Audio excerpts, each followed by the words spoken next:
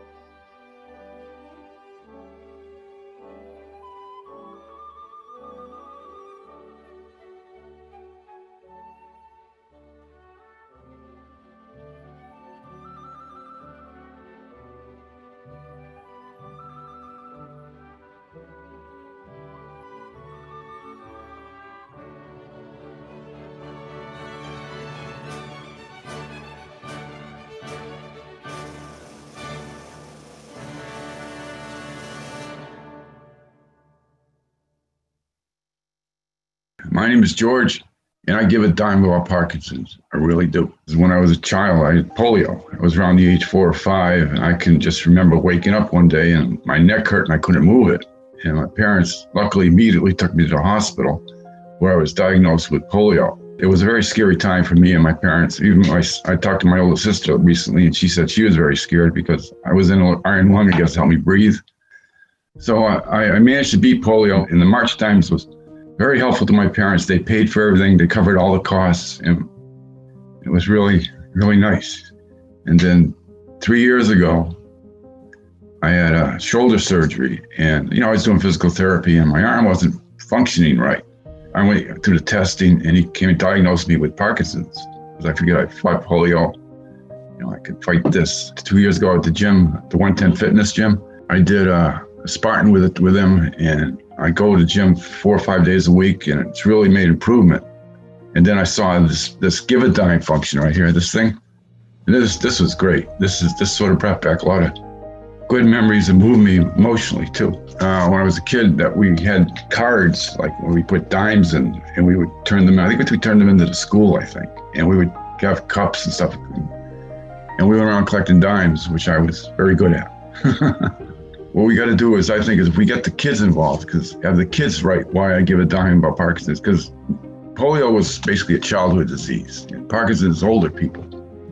And if the young people understand that they could be like us, their parents could turn out like us, they have to, get motivated to help us and help them. Together, we can end Parkinson's.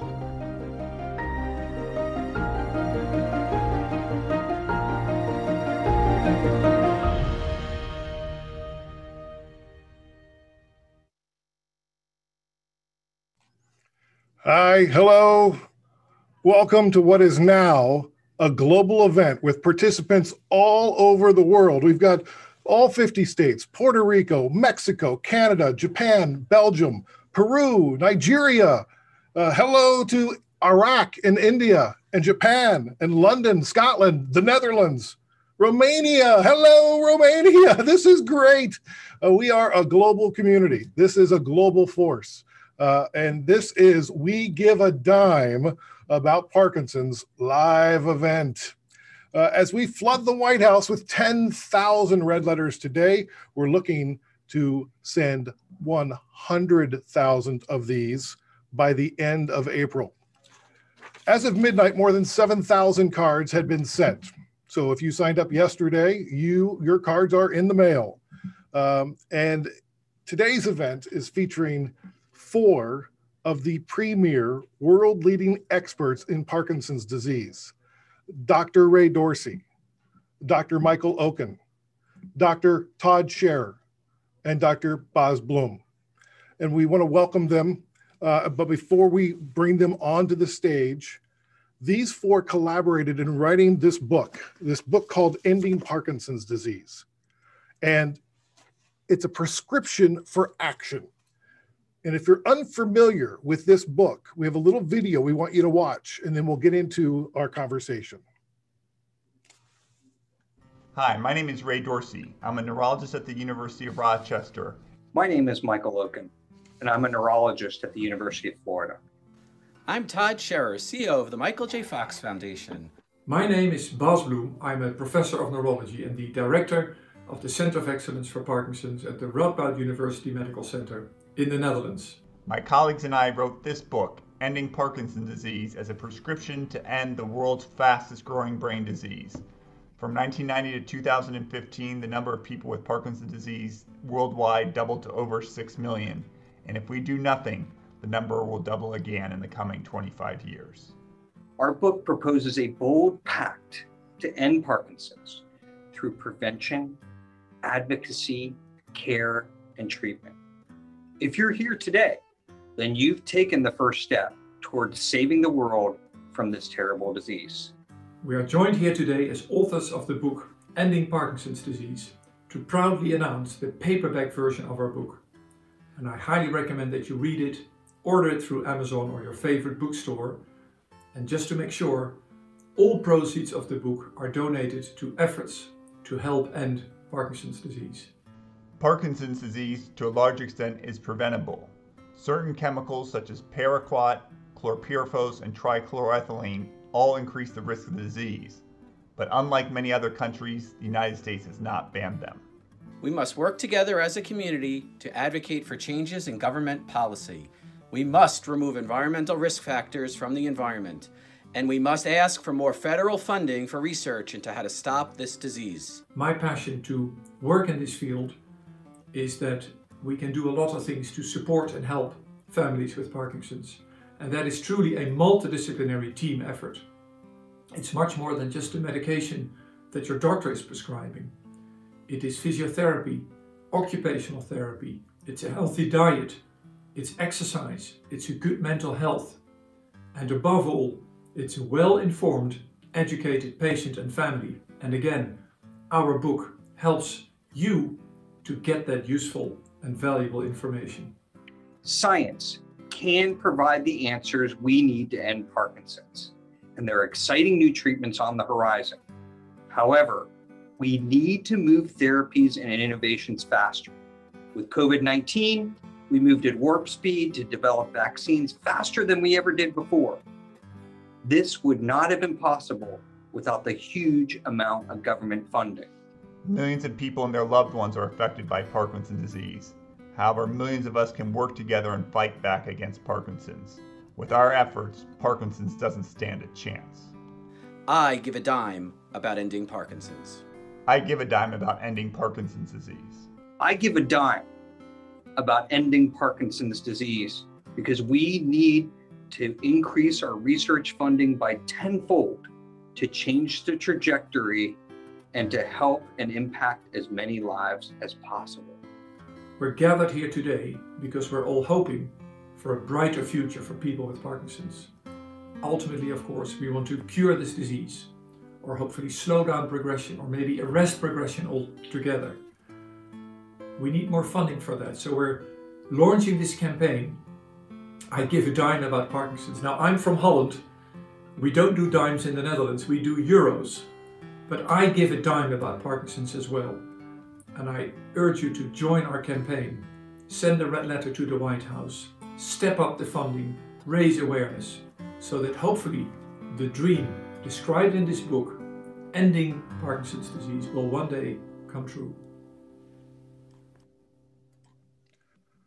Well, this book, Ending Parkinson's Disease, is really an important book. It pulls no punches. It's a prescription for action, and it urges all of us to take urgent action towards ending Parkinson's disease.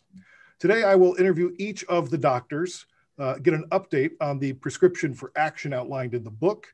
They'll talk about some breakthroughs in Parkinson's and research and care, and we'll talk about what's in the pipeline and how you can make your voice heard. Thank you for being here. My name is Larry Gifford. I have Parkinson's disease. I was diagnosed in 2017. A year later, I launched the podcast When Life Gives You Parkinson's. And last year, after reading this book, it changed my life. I invited some people to chat about the book on Zoom, about 10 people. And that one action, just inviting 10 people to talk about the book on Zoom, led to a movement called PD Avengers. We are now approaching 3,000 members. We have people who are PD Avengers from 59 different countries around the world. And we now have more than 50 partners, PD organizations, like the Fox Foundation and the Brian Grant Foundation and the APDA, the EPDA, Parkinson's UK, all around the world. Over 50 organizations and events and groups around the world have now said, yes, we want to partner with the PD Avengers. And we look forward for you to join us too at pdavengers.com. We'll learn about PD Avengers more in the program, but you are here for these four authors. And you can submit questions today by pushing, if you're on the Zoom, push the Q&A button. Otherwise, you can submit any questions to alistair.glidden@chet.rochester.edu. That is so simple. We made that so simple for you. I'll spell it out. Maybe somebody can put that in the big chat. alistair.glidden@chet.rochester.edu. Whew!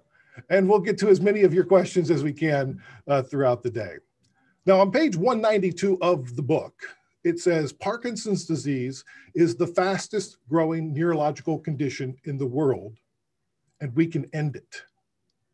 And then the Ending Parkinson's Disease Pact is introduced. PACT, P-A-C-T, prevent, advocate, care, treat. And we're going to ask each doctor to speak to one of these areas today. The PACT begins with P. It stands for prevent. And Dr. Ray Dorsey is going to join us. But Dr. Dorsey, Surgeon Dennis Parsons Burkett, who we can thank for discovering dietary fiber, said this as it relates to the importance of prevention. If people are constantly falling off a cliff, you could place ambulances under the cliff.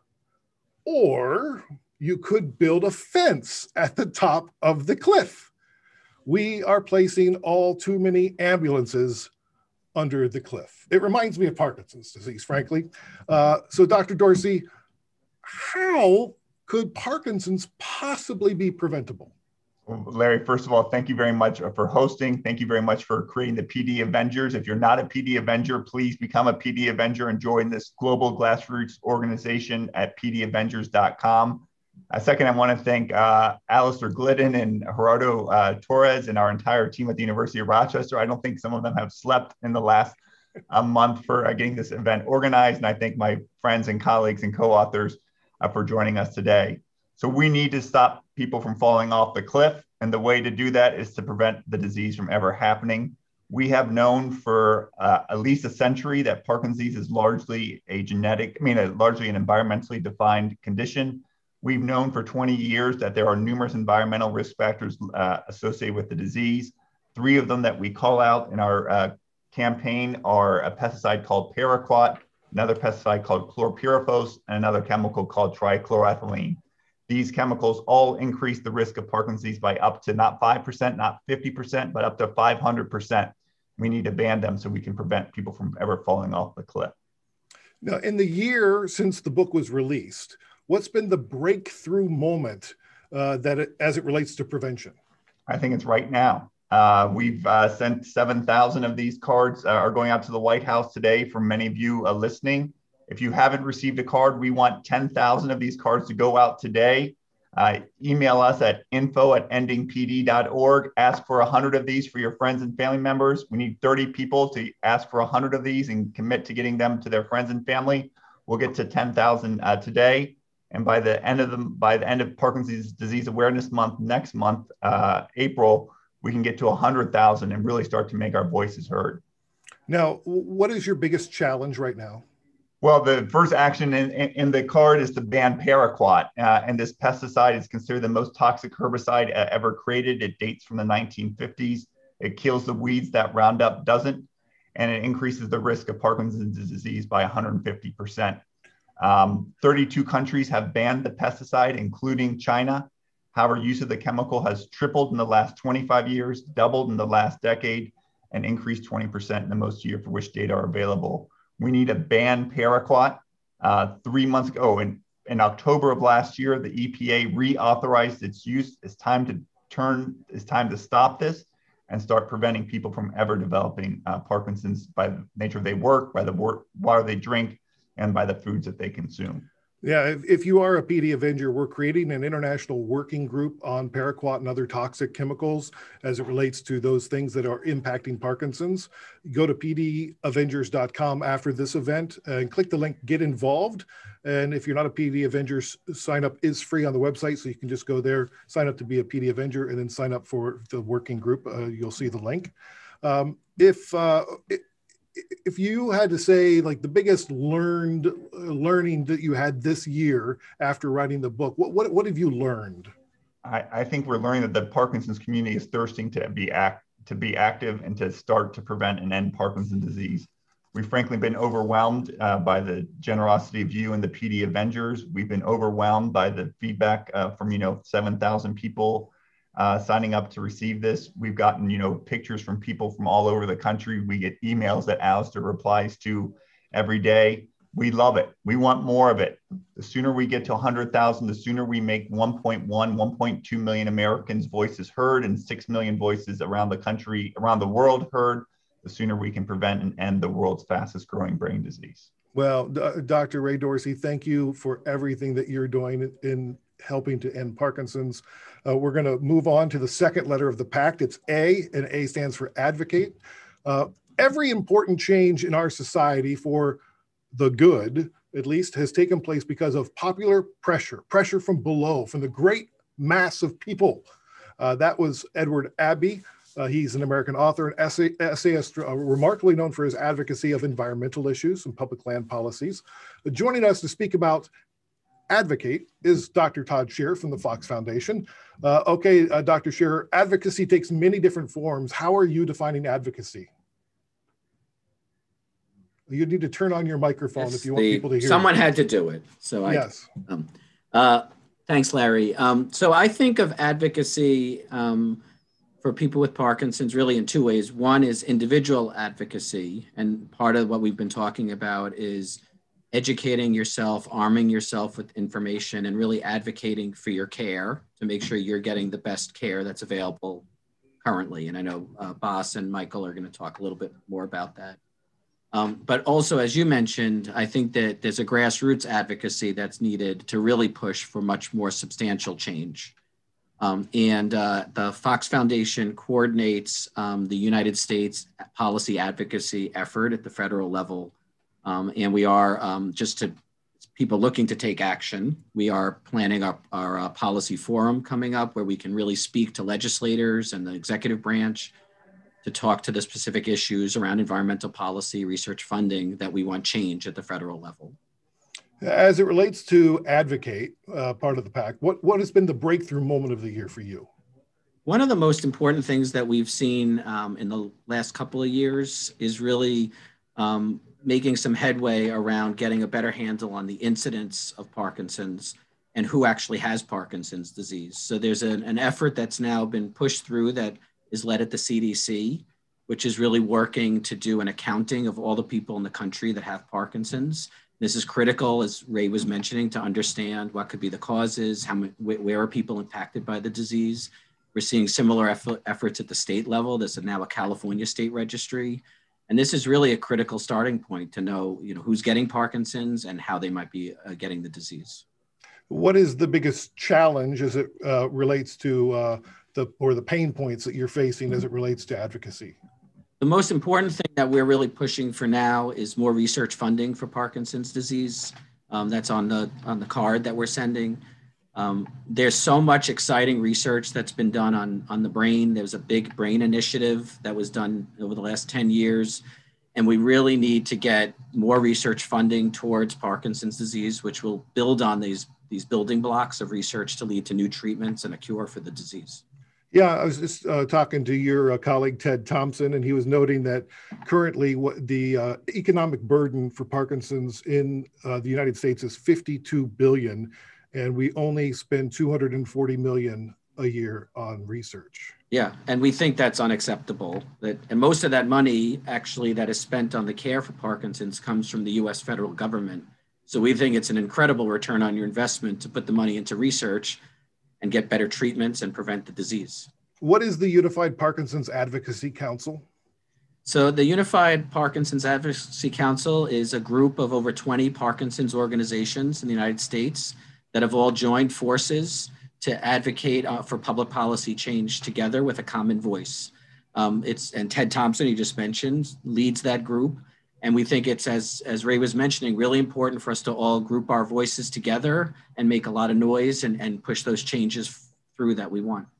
And if people want to participate in the policy forum, they can go to michaeljfox.org/join-us-parkinsons-policy.forum, or just go to michaeljfox.org and search policy forum. I think it'll come up. But you have till tomorrow to register for that, and the policy forum is next week. Yeah, and this year it's virtual, so you can join from everywhere. We want to get people participating as possible. Hey, Todd, thanks so much for all you and the foundation are doing for Parkinson's.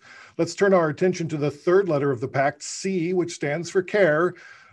We have another quote. This is from Margaret Mead, an anthropologist. She said this of care: "Now, never believe that a few caring people can't change the world, for indeed that's all who ever has." And now let's bring in Dr. Bas Bloom, who will see to it that we care about what's going on today. Bas, how well are we caring for people with Parkinson's around the world?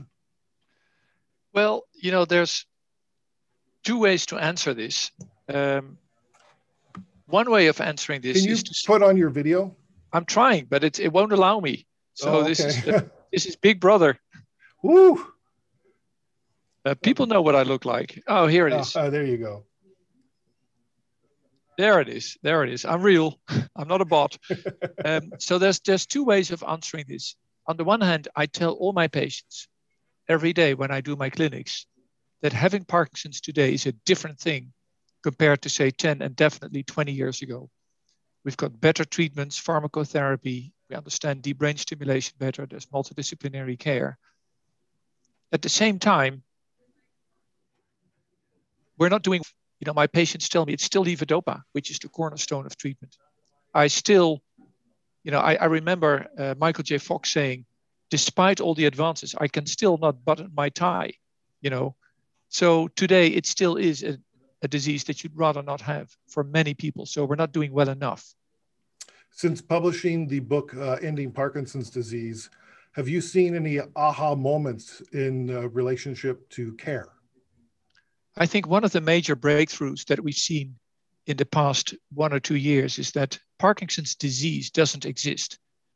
There will be a paper coming out in a month or so in The Lancet, where we argue that there are 7 million Parkinson's diseases in the world, as many as there are people living with this disease. And I think that is a major breakthrough. And it's not because everybody's genes are different. It's because everybody's needs and wishes and priorities are different. And that understanding, I think, is major progress. We've also come to understand increasingly that the word patient is wrong. There are no patients with Parkinson's. There are persons living with this disease, and we need to support persons and families and get rid of the word patient. I think another major breakthrough is multidisciplinary care. I'm a neurologist, but we increasingly realize that, again, this will be a figure coming out in the Lancet paper. There are no stars in the team. The star is definitely not the neurologist. And credit to Michael Oken, who is on the call. But there's only one son in the team, and that's the person living with this disease. And I think those are major breakthroughs to my mind. What is the biggest challenge? I think one of the biggest challenges is how we can really engage people living with the disease as partners in care. And this means giving adequate information. Michael J. Fox Foundation is wonderful at this. Parkinson's Foundation is good at this. How can we promote self-management? How can we promote a healthier lifestyle? We're now increasingly realizing that exercise and diet are crucial. Shared decision-making, making people with the disease partners in the healthcare process. And I think a second major challenge is providing timely access to care. I think one of the silver linings of the crisis is that we've introduced telemedicine. This is a call to President Biden to make sure that we reimburse telemedicine, for donkey's years to come. But the reality is that most people in the world have no access to a neurologist, let alone to a well-organized multidisciplinary team. And my passion would be to make sure that within a decade, at the most, every person with Parkinson's across the globe has easy access to multidisciplinary care. For you personally, after publishing this book, how have you changed the way that you care for your people with Parkinson's? What I'm going to say may sound dramatic, but it comes straight from my heart. I've dedicated my life to Parkinson's. My passion is to make myself unemployed, because if I'm unemployed, it means Parkinson's is gone. And being able to publish this book, being able to work with my wonderful colleagues, Mike, Ray, and Todd, but in particular, having listened to the wishes and needs of patients, the reactions that we've received, I'm having the goosebumps as I'm saying this, has motivated me to the bone to wake up every morning, to go to bed every night. And I won't stop until Parkinson stops, period. Amazing. Thank you so much, Boz. We are going to now turn to the fourth and final letter of the pact, which is T for treatment. Before we get to Dr. Michael Oken, another quote. The celebrated Harvard Medical School teacher and physician Francis Peabody said this about treating patients: the secret of the care of the patient is in caring for the patient. Michael, what was the best treatment for Parkinson's when you started medical school? Well, I love that quote, Larry. And I love you, Larry. You're doing. Oh, I love you too. For Parkinson, and we need to have just a million more Larry Giffords out there. You know, I'm going to tell you something, and I don't want to depress you with the answer, but it's been over 2 decades since I graduated from medical school. And what we learned, we had prescription pads. It wasn't computerized. It wasn't PowerPoint. There wasn't email. We had a prescription pad, and we wrote the name Cinemet, or if you're in Europe, you wrote the name Matapar on a pad. And that was the best treatment that we had. And we're still stuck there 50 years later. Mm. Since you wrote the book, what's been the biggest breakthrough in You terms know, of care?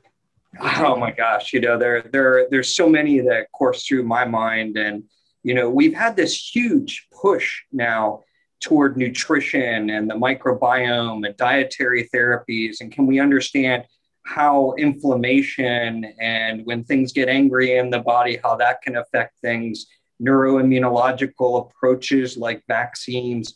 You know, we're really hopeful, Larry, to see all those breakthroughs materialize soon. But there have been some really great recent additions. New delivery methods of old medicines make a difference for people today.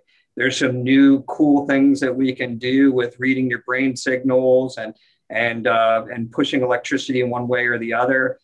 We can even now, more carefully make little lesions in the brain sometimes. And we're so hopeful that as we move forward, we're going to use what we know about folks who have Parkinson and identify those who have mutations in their genome, things like with big words like LRRK2 and GBA, and then precision medicines on the horizon, just like you see on TV for cancer.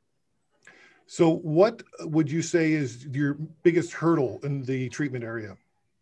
Well, you know, it turns out that if I say $200 million to you, you might say, oh, that's a lot of money. That's awesome, right? You know, It's not awesome.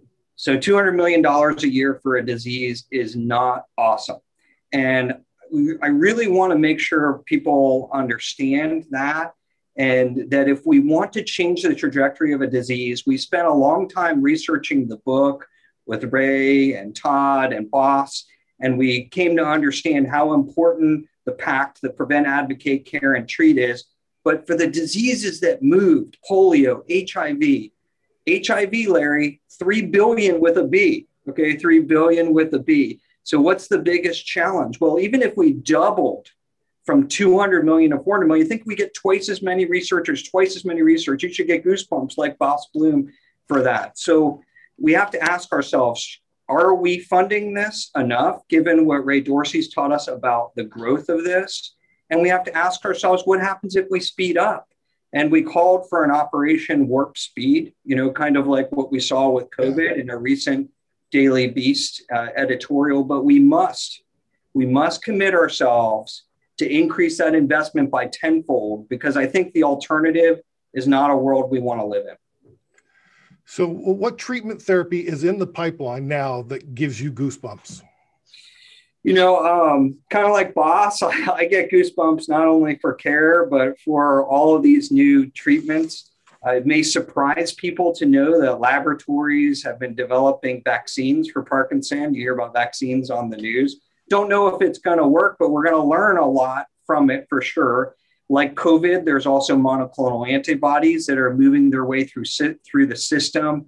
There's international scientists engaged in using new drug targets, new devices, gene therapies, light and genes together called optogenetics, and designer receptors that are activated by designer drugs, so-called DREADs, like we use in cancer. So, you know, there is this horizon, Larry, that's super exciting for the next generation.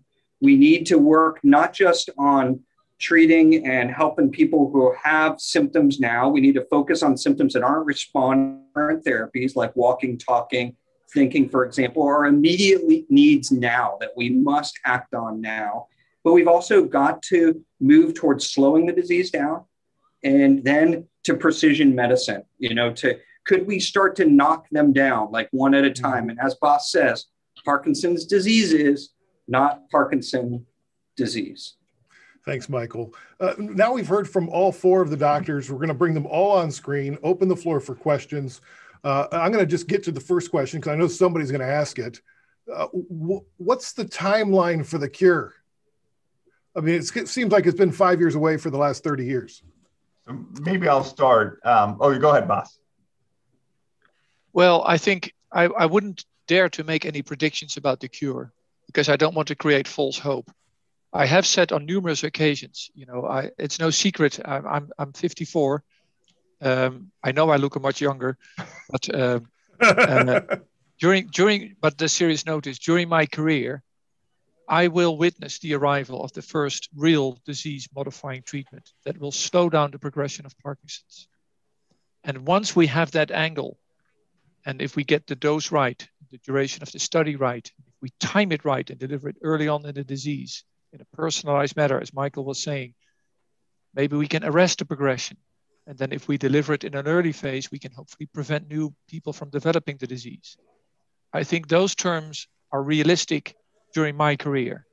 Whether I will witness a cure, that I don't know. I can tell people that the insights in what is happening in the brain are greater than ever. So this is a time of hope.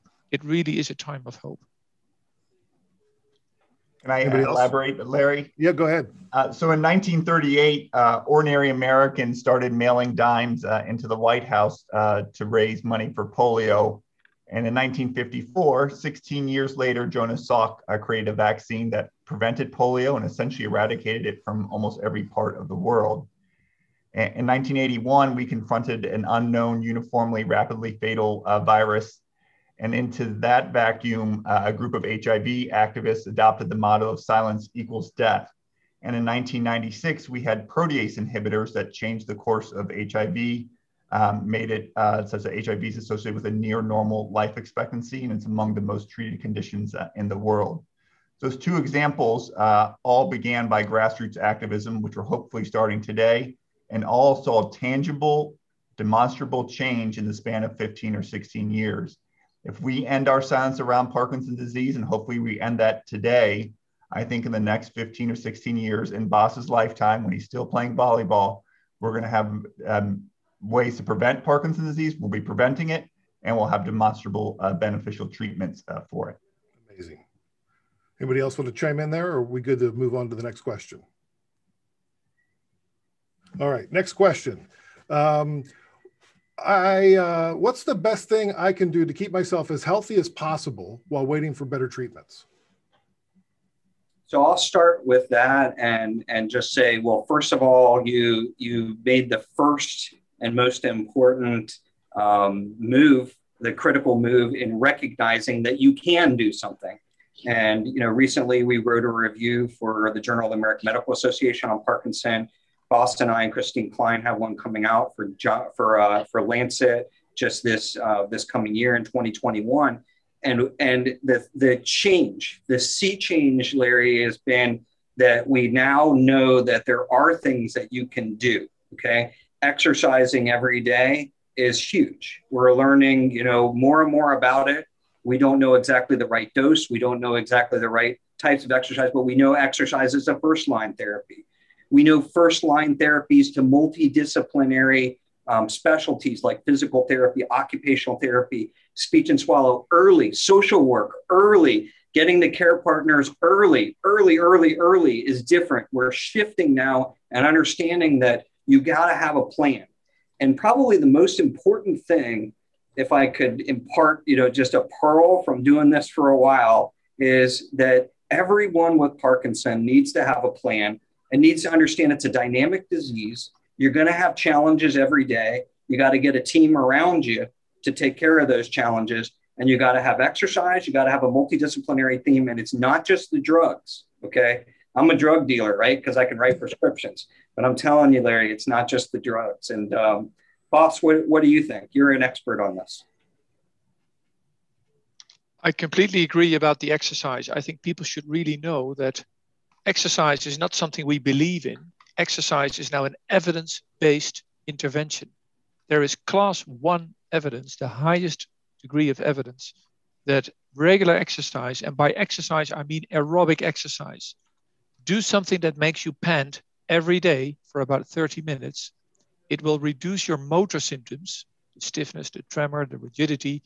It will also help with your non-motor symptoms, sleep, the slow bowel movements, the bone strength, etc., etc. And we have very good reason to believe that it may help to slow down progression of the disease. So exercise is your number one thing. Hope and optimism, I think, is the other one. People who are optimistic do better. And it's easy to say, I'm at this end of the fence, you're at the other side of the fence. And I realize how difficult it is. But if I may briefly say, Larry, we did a survey on internet about asking about silver linings of Parkinson's. People ask me about, is there a positive side, an upside to Parkinson's? And my initial reaction was, of course there isn't. You want to get rid of this disease. But we were overwhelmed with answers of people who said, yes, there is a silver lining. And the silver lining is, I made new friends. I became an ambassador. I turned to a healthier lifestyle. I cut down on work and spent more time with my wife and my family. I'm not saying you should be thankful for having Parkinson's. We want to get rid of this ugly beast.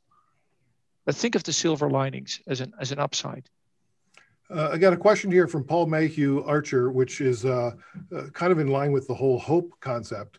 Muhammad Ali, Michael J. Fox, Billy Connolly, three of the most loved and influential people in the world, were not able to persuade the world to end Parkinson's. What chance do we have?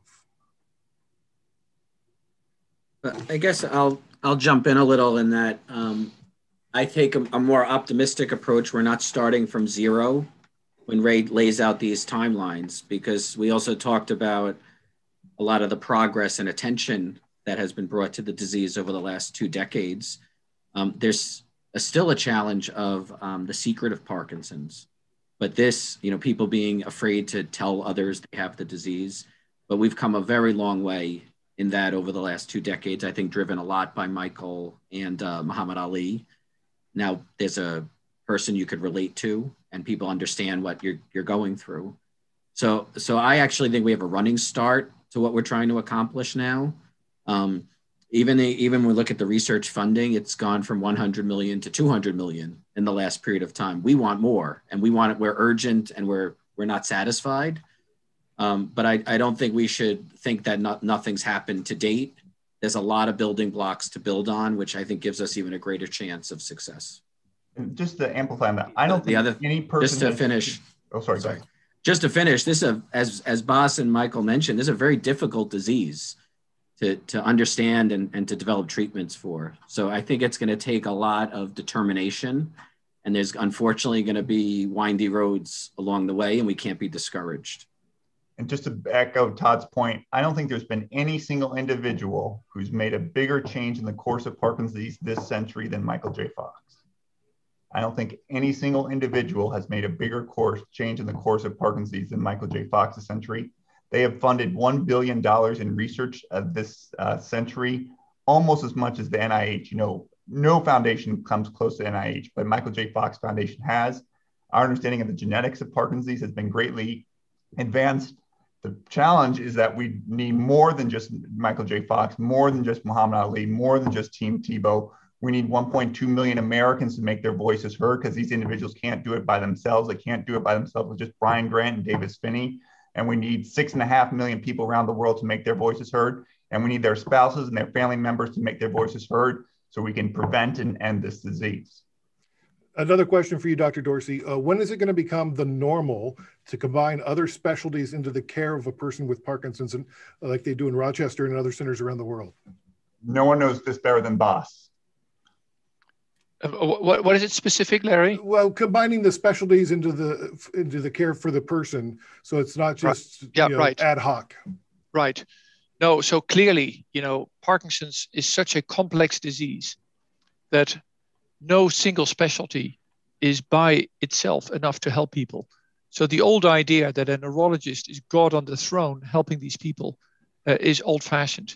On our latest count, Michael and I had counted over 30 professional disciplines who potentially can help you folks. Now, that's not to say that all 30 disciplines should be involved for every person, let alone at all times. It just illustrates that there are many people out there that are able and willing to help you. What we do feel is valuable is that these people have expertise or passion for Parkinson's, that they have seen more other people with the same condition. So you're not the first patient with Parkinson's who are treated by this person. But think of the physiotherapist, occupational therapist, the dietitian, the speech therapist. But think of a dentist. Think of a psychologist. Think of a gastroenterologist. The gut is crucially important for people with Parkinson's. You need regular bowel movements. So the range of disciplines is, I would almost say, infinite, and that should give you hope. But try to find somebody who has at least a passion to help you as a person and who maybe has some experience in Parkinson's. Medicare reimbursement for telemedicine has been a silver lining for speech, physical, and occupational therapy for PD during the pandemic. How do we keep it going?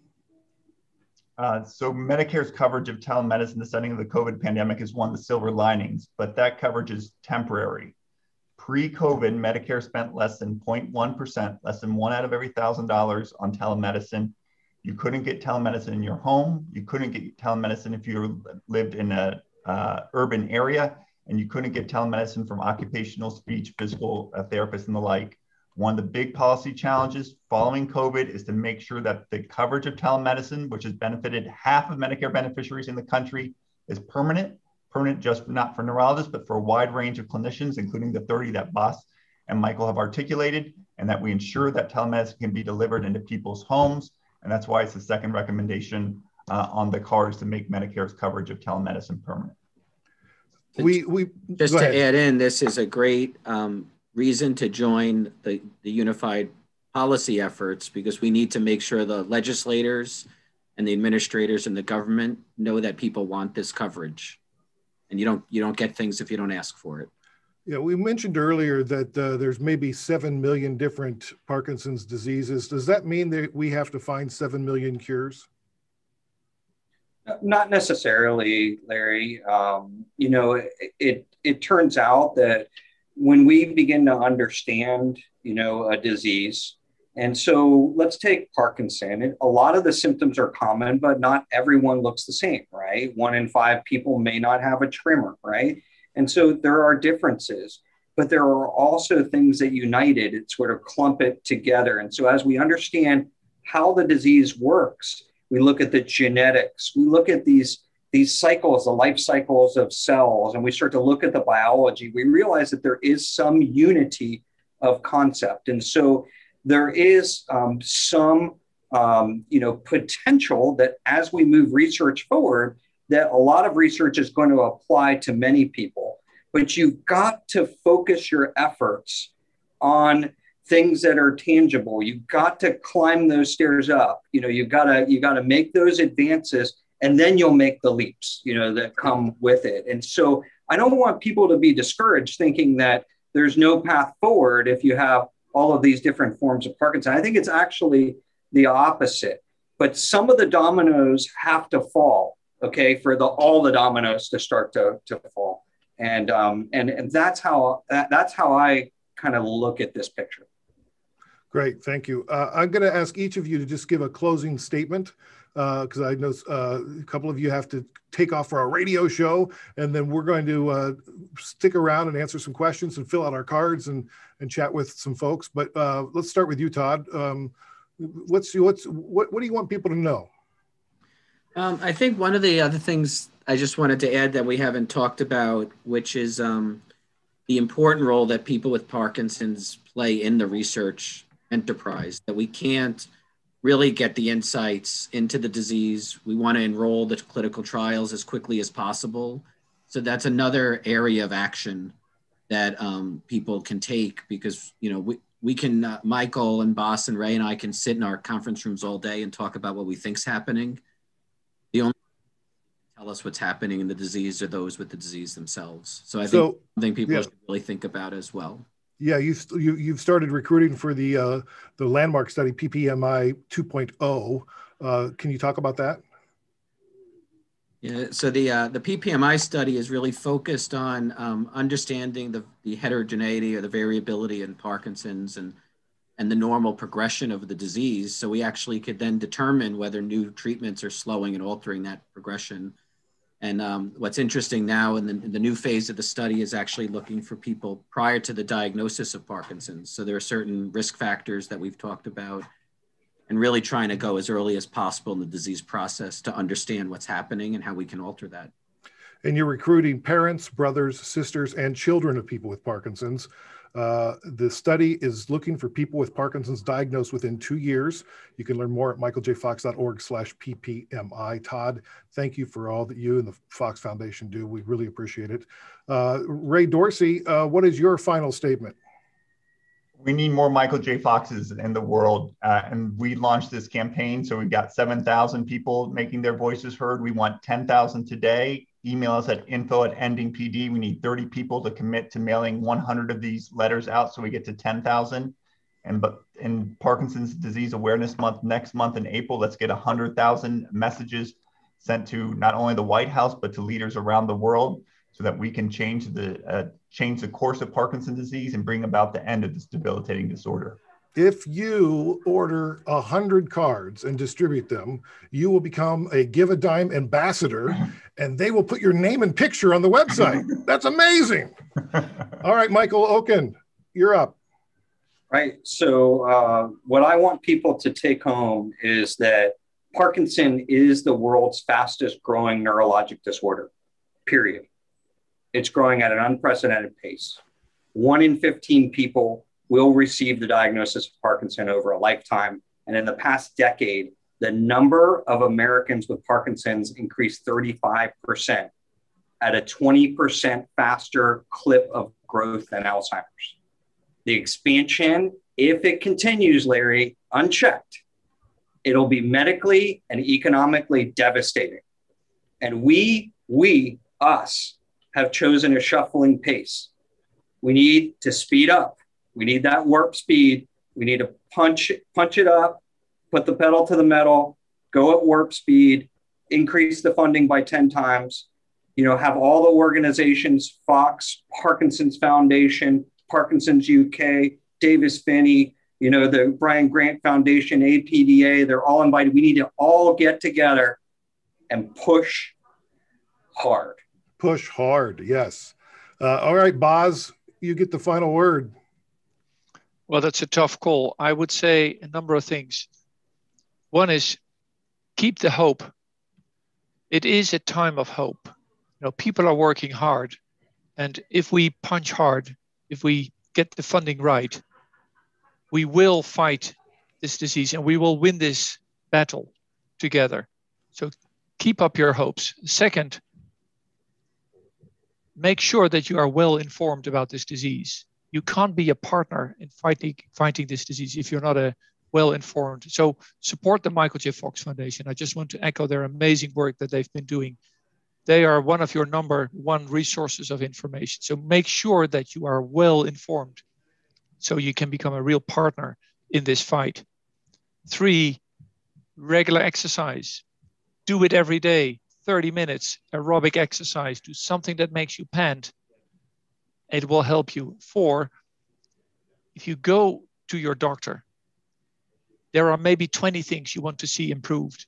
You know what happens if you tell your doctor, I want 20 things improved? He sighs in despair and nothing happens.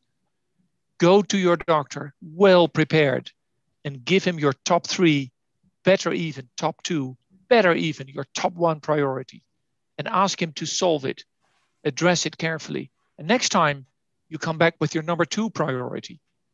That'll really help your care. Don't flood your doctor with 20 problems. Nothing will happen. And keep up the hope. That's my Keep main hope alive. message. That's right. Hey, thank you very much. I really appreciate you guys and the book. The paperback version of Ending Parkinson's Disease comes out today. And the best reason to buy that book is because there is a feature of the PD Avengers in the back. There's updated information. You guys are amazing. You're like the original PD Avengers. So thank you for all you do. And we're going to stick around and talk to the folks, fill out our cards, and we're going to help you and help us end Parkinson's disease together. Thank you very much. Thank you, Larry. We do want to send off 10,000 red letter messages to the White House today. We're looking to send 100,000 by the end of April. April is Parkinson's Awareness Month. So letters, postcards, emails all around the world are welcome. You can still help. Like, this is not going to end today. This is the beginning of a campaign. And then we'll create international messages. I think in June, we're going to sort of push the message in Canada, and there's others around the world that we need to help push. So this red letter campaign, while this is about the United States, will continue and become an international movement, because we have to build that urgency. Do not tape a dime, like an actual dime. Don't tape that to your postcard, because the mail system won't deliver it. So it will not deliver your mail if there's currency taped to it. Also, make sure that you attach a letter forever 55-cent stamp, not a postcard stamp, because the postcards are too big for a postcard stamp. So here are your action items for today. Mail your card.